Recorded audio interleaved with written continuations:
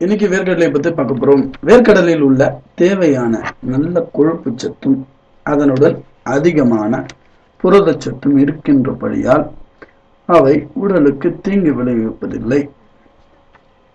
முக்கியமாக சர்க்கரை நோயாளிகளுக்கு உகந்த ஆரோக்கியமான உணவாகும். ஏனெனில் இதில் சர்க்கரையின் அளவு இரத்தத்தில் மிக மிக குறைந்த அளவே சேருவதால் பயமில்லாமல் சாப்பிடலாம்.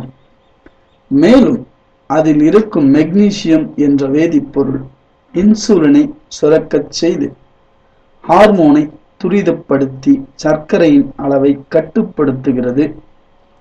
ஆகவே இவர்கள் அன்றாட உணவில் தைரியமாக வேர்க்கடலையை சேர்த்துக் கொள்ளலாம். வேர்க்கடலையில் இரத்த அழுத்தத்தை அதிகப்படுத்தும் சோடியத்தின் அளவு மிகவும் குறைவாக காணப்படுவதால் வேர்க்கடலை சாப்பிடுபவர்களுக்கு இரத்த அழுத்தம் அதிகரிக்காது. மாறாக இரத்த கொதிப்பு குறையும். வேர்க்கடலையில் நைட்ரிக் அமிலம் என்ற வேதிப்பொருள் உள்ளது. வேர்க்கடலையின் தோலை நீக்காமல் சாப்பிட வேண்டும். ஏனெனில் அதில்தான் நிறைய சத்துக்கள் அடங்கியுள்ளது. மேலும் வேர்க்கடலை பச்சையாக சாப்பிடுவதை விட வேர்க்கடலையை அவித்தோ வறுத்தோ சாப்பிடுவதால் சிலருக்கு ஏற்படும் அஜீரணத்தை தவிர்க்கலாம்.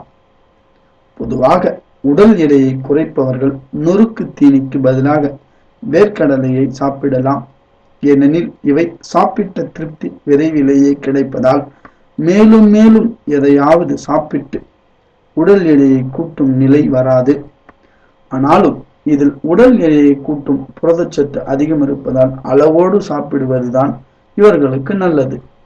இதில் உள்ள கால்சியம் மற்றும் வைட்டமின் டி ஆகிய எலும்பு மற்றும் பற்களின் வளர்ச்சிக்கு உதவுவதோடு முதுமையில் ஏற்படும் ஆஸ்டியோபோரோசிஸ் என்ற எலும்பு சம்பந்தமான நோயையும் தடுக்க உதவுகிறது.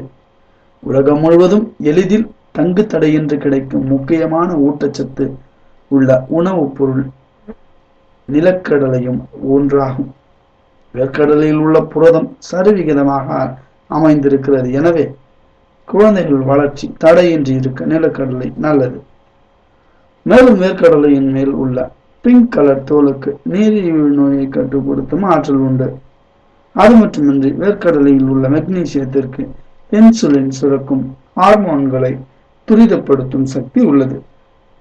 இதனால் வேர்க்கடலை சாப்பிடுவதால் இரத்த அழுத்தம் அதிகரிக்காது. இதில் நார்ச்சத்து அதிகம் என்பதால் மலச்சிக்கல் ஏற்படாது. வேர்க்கடலையில் ஆன்டி ஆக்சிடென்ட்ஸ் இருப்பதால் உடலில் உள்ள தேவையில்லாத கழிவுகளை வெளியேற்றிவிடும். தினமும் 50 கிராம் வேர்க்கடலை அவித்து அல்லது வறுத்து சாப்பிடவும். எண்ணெயில் பொரித்து சாப்பிட வேண்டாம். நன்றி. இன்னைக்கு வேர்க்கடலை பத்தி பார்க்க போறோம். வேர்க்கடலில் உள்ள தேவையான நல்ல கொழுப்பு சத்தும் அதனுடன் அதிகமான புரதச்சத்தும் இருக்கின்றபடியால் அவை உடலுக்கு தீங்கு விளைவிப்பதில்லை.